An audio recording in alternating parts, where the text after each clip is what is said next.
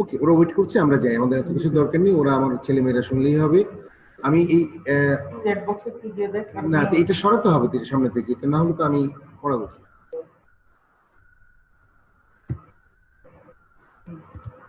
আচ্ছা, তো এখানে সহজ ছবি না দিয়ে আমরা এক কাজ করি, আমরা এখানে স্লাইড শোতে চলে যাই, ঠিক আছে না?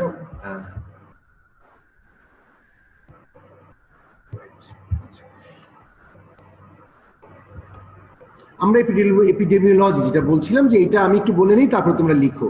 সেটা হচ্ছে কাদের বেশি হয়? এটা সাধারণত বেশি হয় 70 ইয়ার্স এর উপরে বলে ওয়ার্ল্ড ওয়াইড, যেটা তোমার একটা কথা বলা আছে। কারণ তাদের অতটা ঘাটতি না থাকলেও আমাদের ক্যালসিয়াম, ভিটামিন ডি এগুলো ঘাটতি থাকার কারণে আমাদের দেখা যায় যে অল্পতেই আমাদের কিন্তু এই ফ্র্যাকচার নেক অফ ফিমার হয় আমাদের কিসের কারণে, কি বলে, অস্টিওপোরোসিসের কারণে।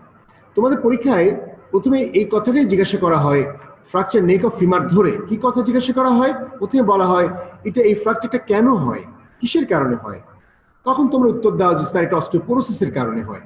তো আমরা বলি যে ঠিক আছে, অস্টিওপোরোসিসের কারণে হয়। তুমি বলো তো দেখি যে অস্টিওপোরোসিসের কারণে এই এল্ডারলি পেশেন্ট বা ওল্ডার এজে আর কি কি ফ্র্যাকচার হয়। অর্থাৎ তোমাকে কিন্তু সেক্ষেত্রে পরবর্তী কোশ্চেনই হবে এইটা, নেক অফ ফিমার ধরেই পরবর্তী কোশ্চেন হবে এইটা যে আর কোথায় হয়। তোমরা সেখানে বলবে যে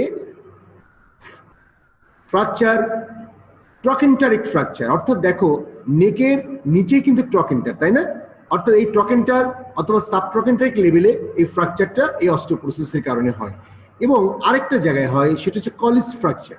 এটা এই অস্টিওপোরোসিসের কারণে যখন অল্পতেই পড়ে যায়, তখন অল্প আঘাত লাগলেই ফ্র্যাকচার নেক, ট্রকেন্টার এবং সঙ্গে তোমার ফ্র্যাকচার হচ্ছে আমাদের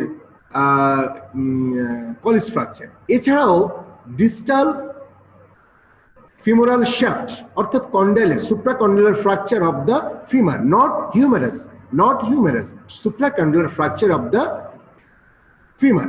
অর্থাৎ এখানেও কিন্তু এটা হয় proximal part of the humerus. বুঝতে পারছো? তাহলে এই কটা জায়গা কিন্তু আমরা যেন প্রথমে অবশ্যই বলি ট্রকেন্টার ফ্র্যাকচার এবং আমাদের কি বলে কলিস ফ্র্যাকচার, এই দুইটা যেন আমরা বাদ না দিই ফিমার ফ্র্যাকচার জিজ্ঞেস করার সাথে সাথে। এবার যেটা বলছিল, আসলে আমরা এপিডেমিওলজি একটু দেখি।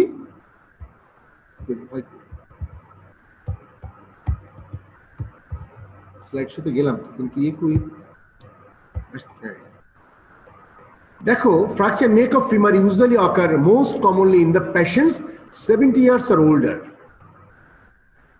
Risk of increases with decreasing bone loss. আস্তে আস্তে বোন লস হয়। Secondary to osteoporosis, more common in the women, মহিলাদের বেশি হয়। কারণ কি? আমার মেয়েরা কম খায় নাকি? কম খায়, রোদে যায় না, ছেলেরা রোদে যায়, ছেলেদের ভিটামিন ডি থাকে, এটাও বড় কারণ না। এর থেকেও বড় কারণ হচ্ছে পোস্ট মেনোপজাল ওমেনের ক্ষেত্রে জিনিসটা ঘটে। আমি ছোট্ট একটা ইনফরমেশন তোমাদেরকে দিই, সেটা হচ্ছে আফটার 30 প্রত্যেকটা মেয়ের কিন্তু ক্যালসিয়াম লেভেলের ঘাটতি শুরু হয় এবং প্রত্যেকটা মেনের অর্থাৎ পুরুষের 40 বছরের পর থেকে হয়। এবং আফটার মেনোপোজ তখন দেখা যায় ঘাটতিটা অনেক বেড়ে যায়, প্রায় more than 5% to 10% রিডাকশন পার ইয়ার, এই রিডাকশনটা কিন্তু হয়। তো সেই কারণে এই অস্টিওপোরোসিস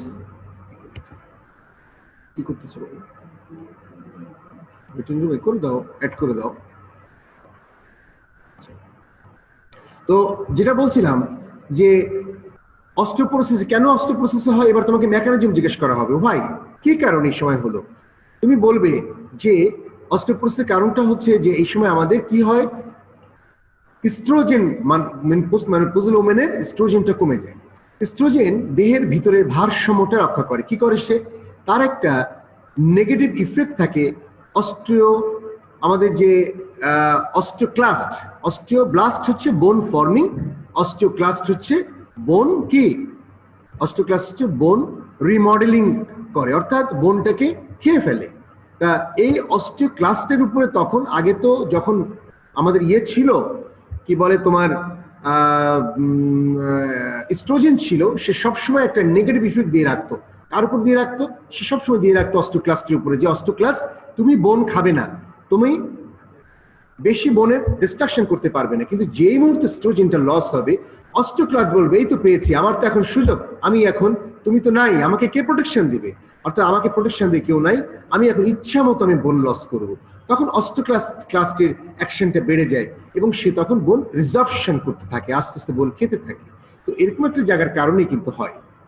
আমরা সাধারণত দেখি যে আমার প্রক্সিমাল ফিমারে যতগুলো ফ্র্যাকচার, তার 40% ফ্র্যাকচারই হয় ফ্র্যাকচার নেক অফ ফিমার। আমি পরবর্তী স্লাইডে যাই। এরকম হয় কেন? না, বাটন তো একদম কিছু একটা প্রবলেম আছে, এরকম তো আসার কথা না। এই যে এখন আসে। এখন আমরা যেটা বলি যে femoral fracture, femoral neck of fracture, femoral ফ্র্যাকচারের যে ফ্র্যাকচার কেন, তোমাদের মেকানিজমটা কি, আমি একটু নিজে বলে আসি, তোমাদের সুবিধা হবে। সেটা হচ্ছে যে আমাদের অল্পতে পড়লে এটা কিন্তু ট্রিভিয়াল ট্রমা, খুব যে বড় করে আঘাত লাগে তা না। এটাকে আমরা একটা হাই এনার্জি ট্রমা এবং লো এনার্জি ট্রমাতে ভাগ করতে পারি। Most of the fracture after the age of 60 or 70 low energy fracture কিন্তু হয়। কিরকম হয়? দেখা যায় তোমার বৃদ্ধ পিতামাতা, বৃদ্ধ দাদা দাদি অথবা আত্মীয় স্বজন প্রায় দেখবা যে হঠাৎ করে তুমি হাঁটছে, কার্পেটে পা বেঁধে গেল, পড়ে গেল, পড়ে যাওয়ার পরপরই হঠাৎ করে সে আর উঠে দাঁড়াতে পারবে না, পায়ের উপরে ভর দিতে পারবে না। এর কারণ কি? এর কারণ হচ্ছে ওই পড়ে যাওয়ার সময় সে আঘাত পেয়েছে এবং তার নেক অফ ফিমার ফ্র্যাকচার হয়েছে, অথবা তার প্রক্সিমাল অর্থাৎ ট্রকেন্টারিক ফ্র্যাকচারও তার হতে পারে। তো সেরকম একটা জায়গায় নেক অফ ফ্র্যাকচার কিন্তু ছোট্ট একটা ট্রিভিয়াল ট্রমাতেই সবচেয়ে বেশি হয়। এবং এটা এক্সটার্নাল রোটেশন, পাটা হাঁটতে গিয়ে কার্পেটে বাঁধুক, কোনো জায়গায় হোঁচট লাগুক, একটু যদি এক্সটার্নাল রোটেশন হয়ে যায়, তবে সেই ক্ষেত্রে দেখা যায় পড়ে যাওয়ার সাথে সাথে, যেহেতু বোনটা নরম থাকে, এটা one kind of pathological fracture. It's a one kind of pathological fracture, যেহেতু osteoporosis is the one of the cause of pathology, সেই কারণে এটা করা। তো দেখো,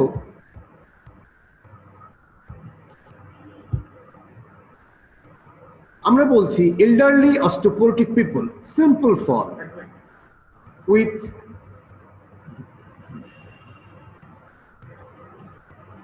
আমি করে নিচ্ছি। Elderly osteoporosis simple fall with twisting the hip into external rotation, যে কথা একটু আগে বলছিলাম। এবং তাহলে কি তোমাদের মধ্যে ইয়ং, অ্যাডাল্ট, এনার্জেটিক, হ্যাঁ, এবং শক্তিশালী, নাকি তোমরা অনেক পাওয়ারফুল, হ্যাঁ, এই বয়সটা হচ্ছে তাই। তাহলে কি এদের হয় না? এদেরও এই কেস আমরা পাই।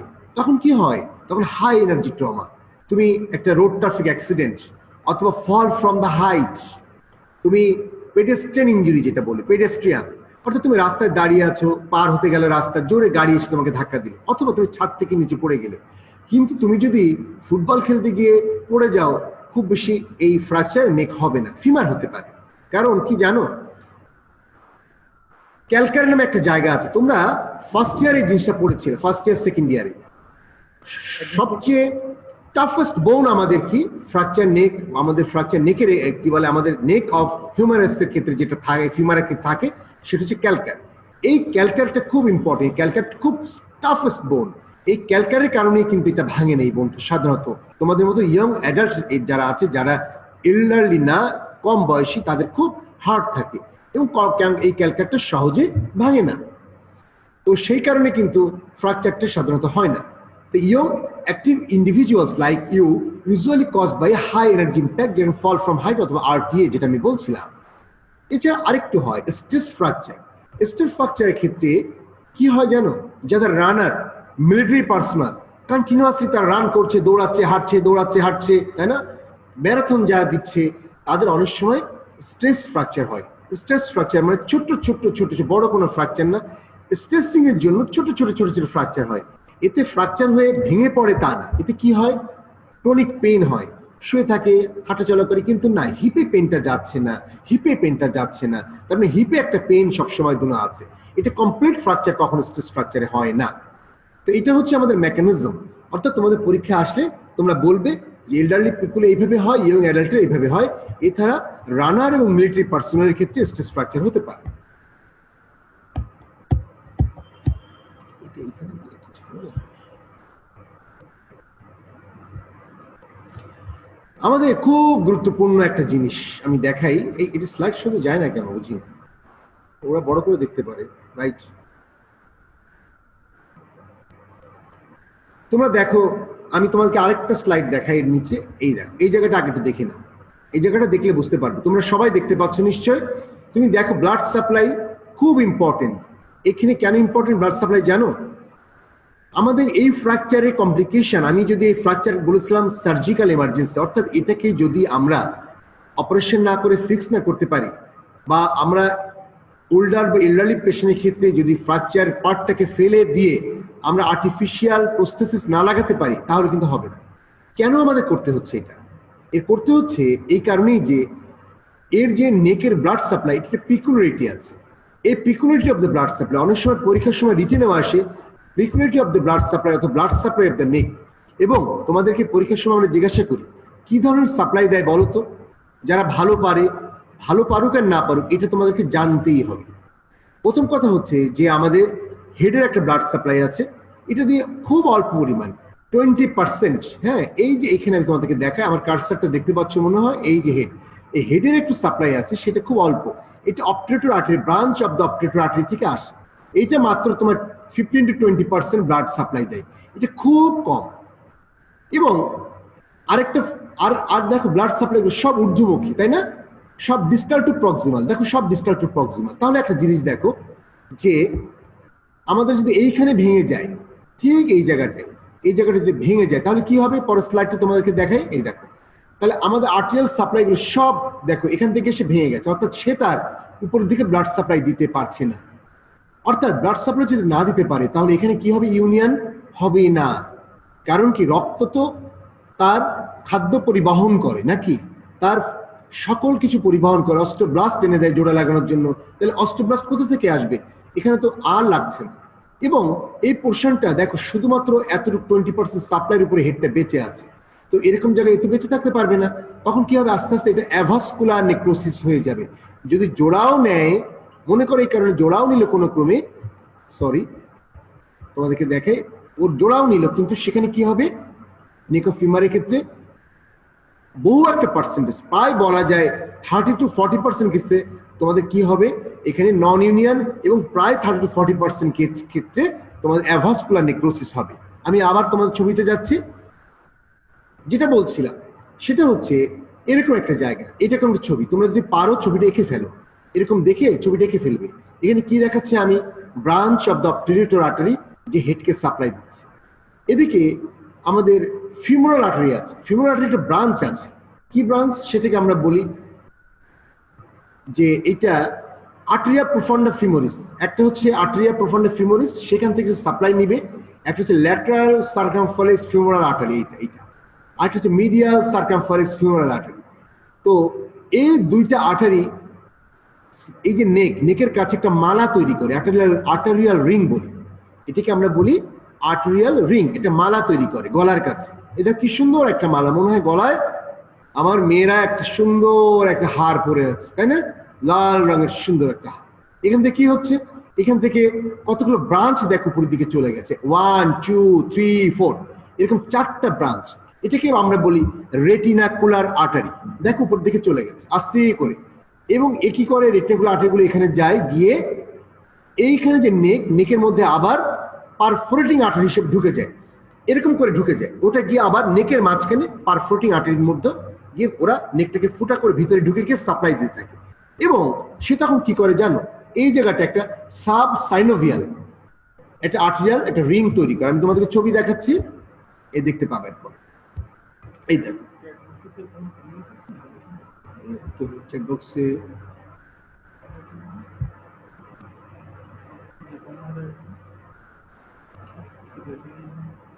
এটা আসে। যদি তোমার আমরা স্লাইড থেকে যাই, এই তো অ্যাডমিট করছি।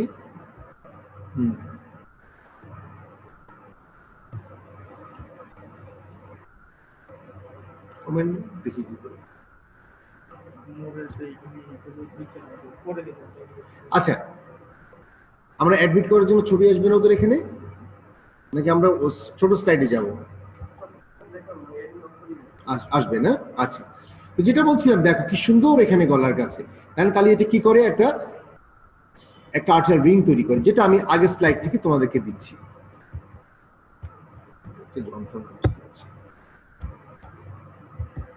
এই যে এখানে দেখো, তাহলে আমরা গলার যে ব্লাড সাপ্লাইটা নেকের ওখানে দেখো, ফিমোরাল আর্টারি থেকে প্রোফান্ডা ফিমোরিস আর্টারি, এটা তোমরা কিন্তু লিখে ফেলো, প্রোফান্ডা ফিমোরিস আর্টারি। এই যে এইটা, এখান থেকে দুইটা ভাগ হলো, মিডিয়াল সার্কামফ্লেক্স ফিমোরাল আর্টারি আর ল্যাটারাল সার্কামফ্লেক্স ফিমোরাল আর্টারি, যেটা আমি বলছিলাম। এরা কি করে? Extra capsular arterial ring. কেন বললাম এক্সট্রা ক্যাপসুলার? শোনো, প্রত্যেকটা জয়েন্টে একটা ক্যাপসুল আছে।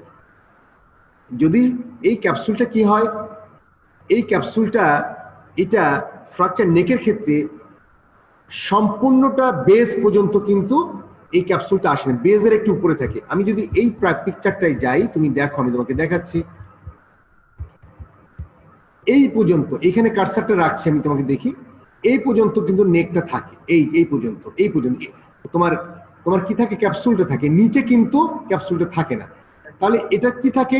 এটা এক্সট্রা ক্যাপসুলার, ঠিক আছে? এটা হয় এক্সট্রা ক্যাপসুলার।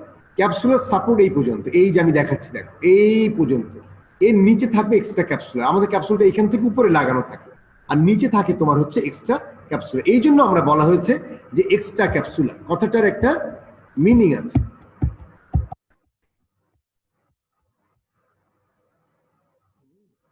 সেটা কই যায়?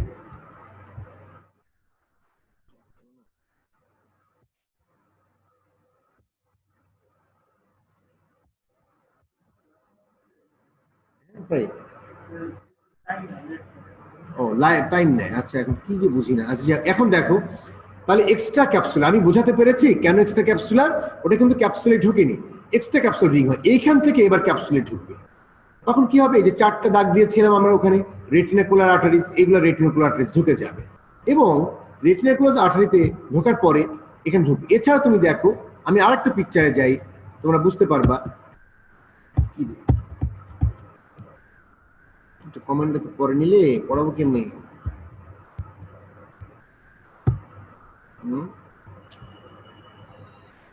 ওই স্লাইড থেকে গেলে ভালো ছিল, তাহলে স্লাইড থেকে যাই।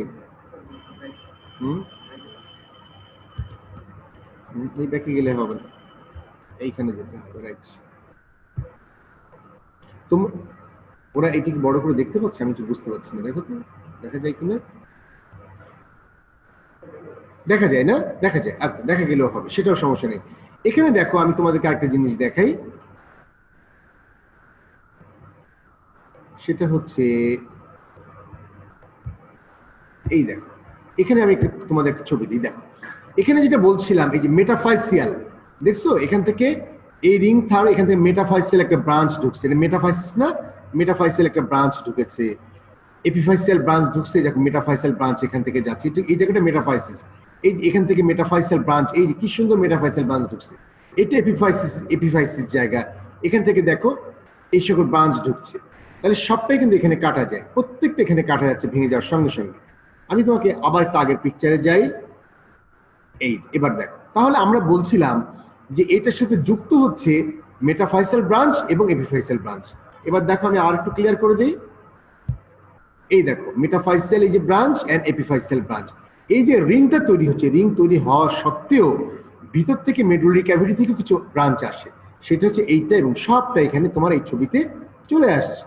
তাহলে তুমি যখন ছবি লিখবে তখন এরকম দিবে, মেটাফাইসিয়াল ব্রাঞ্চ দিবা, এখান থেকে এক্সট্রা ক্যাপসুল থেকে রেটিনাকুলার আর্টারি দিবা, এবং সব কয়টা মিলে, এই সব কয়টা মিলে সাবসাইনোভিয়াল ইন্ট্রা ক্যাপসুলার আর্টারিয়াল রিং। এর আগে কি করেছিল? Extra capsular arterial ring. সেখান থেকে অনেকগুলো ব্রাঞ্চ আসলো, মেটাফাইসিয়াল, এপিফাইসিয়াল এবং মূল এই যে রেটিনাকুলার, এরা আবার সব কয়টা মিলে কি করলো জানো? এই যে ছবিতে আমি যাই, এই গলার কাছে এই জায়গাটায় আসবে, এই জায়গাটায় এসে কি করবে? সাবসাইনোভিয়াল ইন্ট্রা ক্যাপসুলার, এখন হয়ে গেল ইন্ট্রা ক্যাপসুলার আর্টারিয়াল রিং। তাহলে ক্লিয়ার? তাহলে তুমি দেখো, সব supply distal to proximal, all supply distal to proximal. আমাদের এখানে যদি ভেঙে যায় কোনো রকম, তুমি যদি অ্যানাটমিক্যাল রিজিড ফিক্সেশন না করতে পারো আর্লি ইয়ং এজের ক্ষেত্রে, তাহলে কিন্তু তুমি এটা এই এই সাপ্লাইটা থাকবে না এবং এইটা কি হবে, এটা নন ইউনিয়ন হবে। কেন নন ইউনিয়ন আমি কিন্তু পরীক্ষা জিজ্ঞাসা করব, এত কষ্ট করে বলার পরে না বলতে পারলে ফেল। এই জায়গাটায় কেন হয়, আর্টারিয়াল সাপ্লাই কি সব ডিস্টাল টু প্রক্সিমাল, এবার কি হলো আপগ্রেড দরকার। আচ্ছা, এবং এইখানে তাহলে ভেঙে গেলে নন ইউনিয়ন এবং অ্যাভাসকুলার নেক্রোসিস হবে। এখন আমরা আসি যে ফ্র্যাকচার নেপে কি ক্লিনিক্যাল ফিচার্স হবে। তুমি দেখো ভেঙে গেলে ব্যথা হবে, আমি সবসময় বলেছি ভেঙে গেলে ব্যথা হবে, ব্যথা হওয়ার পরে ডিফর্মিটি হবে এবং সোয়েলিং হবে, তাই না? ব্যথা হবে, ডিফর্মিটি হবে এবং সোয়েলিং হবে। আমি একটু বলে দিয়ে নিই তারপরে লিখবা। সেটা হচ্ছে ভেঙে যাওয়া মাত্রই ব্যথা হবে। পাটা কি হবে জানো, পাটা এক্সটার্নালি রোটেটেড হয়ে যাবে, পাটা এক্সটার্নালি রোটেটেড হবে। আমরা এক জায়গায় লিখেছি দেখি অ্যাডাক্টেড, অ্যাডাক্টেড শব্দটা এই জন্য লিখেছি যে পাটা মানে পাটা নিজের কাছে, নিজের দুই পায়ের কাছে ক্লোজ, যেটা কন্ট্যাক্টে নিয়ে আসার চেষ্টা করবে, কিন্তু পাটা কি হবে এক্সটার্নালি রোটেটেড, একদম রোটেশন করে যাবে। তাহলে কি হবে, পায়ের ল্যাটারাল বর্ডারটা অর্থাৎ ফুটের যে বর্ডারটা এটা ইসের সাথে লেগে যাবে এবং পাটা কি হবে শর্ট হয়ে যাবে। শর্ট কারণ কি, একটু ভেঙেছে না, অর্থাৎ একটু শর্টে, বেশি শর্ট হবে না। ফ্র্যাকচার নেক অফ ফিমারের ক্ষেত্রে শর্টেনিংটা কম হয়। আরেকটা কাজ হবে সেটা হচ্ছে ও ওই পায়ে ভর দিতে পারবে না, unable to bear the weight over this lower limb, over this foot leg, ওর উপরে ভর দিতে পারবে না। তাহলে আসো আমরা সে জায়গাটা এখন যাই।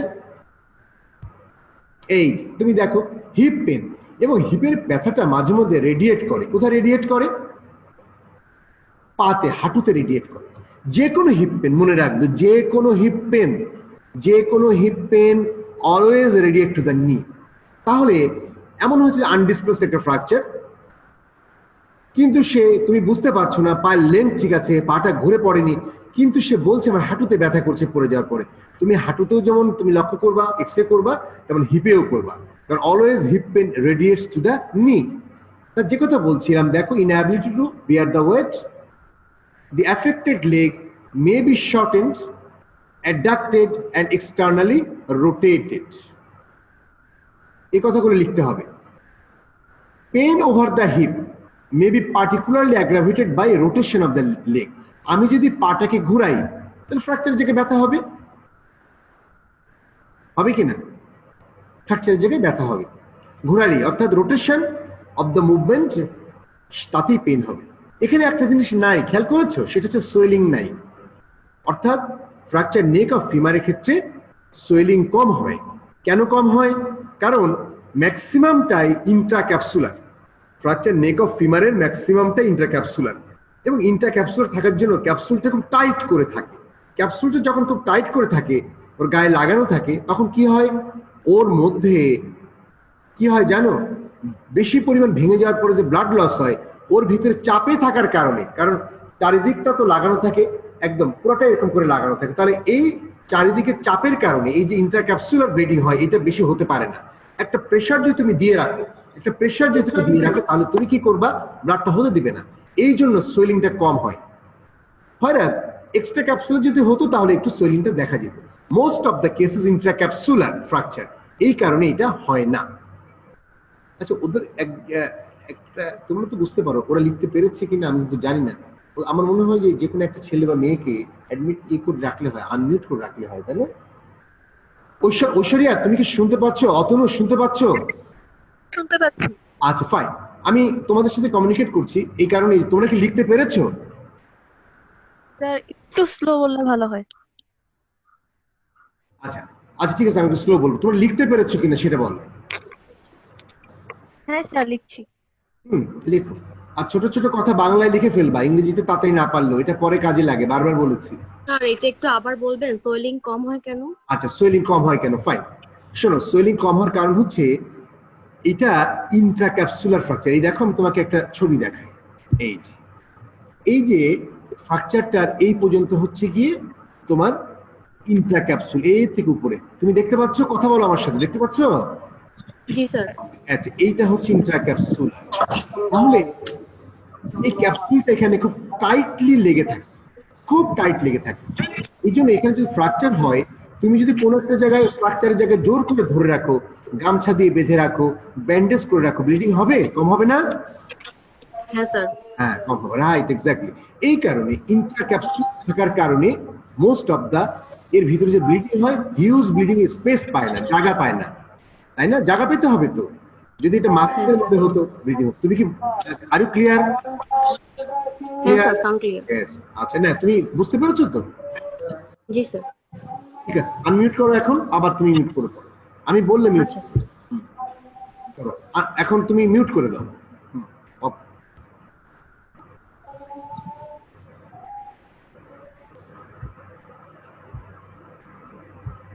আমরা তোমাদেরকে এখন ক্লাসিফিকেশন বলবো। ক্লাসিফিকেশনটা মূলত হচ্ছে দুই প্রকার। একটা হচ্ছে বাচ্চাদের জন্য একটা করা, অর্থাৎ চিলড্রেন পর্যন্ত। আরেকটা হচ্ছে বড়দের জন্য, গার্ডেন্স ক্লাসিফিকেশন। দুইটা ক্লাসিফিকেশনই পরীক্ষার সময় ধরা হয়। তোমাকে যখন ক্লাসিফিকেশন বলবে, তুমি বলবো sir it's two types classification for children, Delbet's classification. একজন মানুষের নাম ডেলবেট, ওনার নাম অনুযায়ী হয়েছে, অর্থাৎ তুমি বলবে ডেলবেট ক্লাসিফিকেশন। গার্ডেন একটা নাম, গার্ডেনের জন্য হয়েছে, এটা নাম হচ্ছে গার্ডেন্স ক্লাসিফিকেশন। সেই কারণে এই যে আমি তোমাদেরকে এই দেখো ডেলবেটস এর এখানে একটা অ্যাপোস্ট্রফি এস দিয়ে দিও। হ্যাঁ, ডেলবেটস আর গার্ডেন্স এই ক্লাসিফিকেশন। তাহলে আমরা প্রথমে ডেলবেটস ক্লাসিফিকেশনে যাই, যে এটা বাচ্চাদের হয়, এবং এই ডেলবেটস ক্লাসিফিকেশনটা আমরা পরবর্তীতে যাচ্ছি। এটা হচ্ছে ডেলবেটস ক্লাসিফিকেশন। তোমরা কি পড়তে পারো? অতনু, ঐশ্বরিয়া, আনিশা, যারা দেখছো তোমরা কি পড়তে পারছো? হ্যাঁ স্যার, পড়া যাচ্ছে। আচ্ছা, লিখতে পারছো? দেখে লিখতে পারবো না স্লাইড বড় করতে হবে? দেখা যাচ্ছে। আচ্ছা, ঠিক আছে, ভেরি গুড, ভেরি গুড। তাহলে তুমি, আমি যেটা বলি, ডেলবেটস ক্লাসিফিকেশন হচ্ছে এইরকম ট্রান্স এপিফাইসিয়াল, আগে লেখো আমি বলি, at the junction of the head and neck, খুব ক্লোজ। আমি যদি তোমাকে এইখানে আমার কার্সার দেখো, যদি ঠিক এইরকম একটা জায়গায় ফ্র্যাকচারটা হয়, তুমি হেড এবং নেকের ঠিক এই জায়গাটায়, তাই না? এটা হচ্ছে ট্রান্সভার্স ট্রান্স এপিফাইসিয়াল অথবা সাব ক্যাপিটাল। সাব ক্যাপিটাল কথাটা হবে কি? Sub capital. ট্রান্স এপিফাইসিয়াল মনে রাখতে পারলেও বলবে সাব ক্যাপিটাল। ক্যাপিট মানে কি? ক্যাপুট মানে হচ্ছে মাথা, তাই না? ডিক্যাপিটেড, হেড ফেলে দাও, তাই না? সেই ক্যাপিট থেকে আসছে, তাহলে আমরা বলবো সাব ক্যাপিটাল। যদি এরকম একটা জায়গায় ফ্র্যাকচার হয়, তাহলে আমরা বলবো ট্রান্স সার্ভাইকাল। সার্ভাইকাল শব্দটা মানে হচ্ছে গ্রীবা, গলা, through the middle of the নেক, অর্থাৎ এরকম জায়গায়। বেজাল, বেজাল মানে কোন জায়গায়? At the junction of the neck and shaft, এই জায়গাটায় যদি হয়, এই জায়গাটায় নেক অ্যান্ড শ্যাফট, ঠিক এই জায়গাটা যদি ফ্র্যাকচার হয়, তাহলে আমরা বলবো বেজাল। এরপরে বাচ্চাদের ক্ষেত্রে বলা হয় ইন্টার ট্রকেন্টারিক, তার একটু নিচে এই যে ট্রকেন্টারিক লাইন দেখো, লেজার ট্রকেন্টার, গ্রেটার ট্রকেন্টার, এই বরাবর যদি একটা ফ্র্যাকচার হয়, তাহলে আমরা বলি ইন্টার ট্রকেন্টারিক। আরেকটা হচ্ছে পার ট্রকেন্টারিক, অর্থাৎ এই ট্রকেন্টারিক লেভেলে যদি কোনো ফ্র্যাকচার হয় এই জায়গাটায়, অর্থাৎ ফ্র্যাকচারটা এরকম হতে পারে, এই লাইন বরাবর, ফ্র্যাকচারটা কোনো গ্রামার মানবে না, এরকম করে হতে পারে, অর্থাৎ যেভাবেই হোক না কেন, ট্রকেন্টার লেভেলের ফ্র্যাকচারকে বলি আমরা পার ট্রকেন্টারিক। তাহলে ডেলবেটস বলছে ক্লাসিফিকেশনটা sub capital, transcervical, basal, intertrochanteric, in between the greater and, আমি লিখেছি দেখো, অ্যান্ড পার ট্রকেন্টারিক। তোমরা, আমি কি স্লাইড সরিয়ে ফেলবো? হ্যাঁ স্যার, লিখেছি স্যার। হ্যাঁ, স্লাইড সরিয়ে ফেললাম। ঠিক একইভাবে এই ছবিটা আরেকটা দিয়েছি, দেখো একটা ছবি আছে, দেখো এই ছবিটা এভাবে আঁকা, আমরা হেড রেখেছি সাব ক্যাপিটাল, এই রিজনটা সাব ক্যাপিটাল, এখানে যদি ভাঙে ট্রান্স সার্ভাইকাল, ব্যাজি সার্ভাইকাল বা অথবা বেজাল ফ্র্যাকচার, এই জায়গাটা হচ্ছে ইন্টার ট্রকেন্টারিক, এই সবুজ লাইন বরাবর এইটা, অর্থাৎ এইটা। এখন আমরা পরবর্তী স্লাইডে যাব।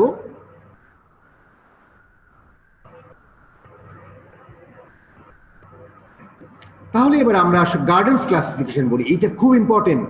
ছেলেমেয়েরা শুনছো, এটা খুব ইম্পর্টেন্ট। পরীক্ষার সময়ে তোমাকে ডেলবেটস অনেকে জিজ্ঞাসা করবে, অনেক সময় কিন্তু ম্যাক্সিমাম জিজ্ঞেস করবে গার্ডেন। পরীক্ষার সময় যদি সময় কম পাও তাহলে এখানে গার্ডেন ক্লাসিফিকেশন লিখবা। মনে কর তোমার টাইম কম, দুটো ক্লাসিফিকেশন লেখার সময় নেই, মিনিমাম গার্ডেন ক্লাসিফিকেশনটা লিখে আসবা। আর যদি চান্স পাও ছবি আঁকতেই হবে, ছবি আঁকবেই। এখন আমরা গার্ডেনের ক্লাসিফিকেশন পড়ি। গার্ডেন ক্লাসিফিকেশনটা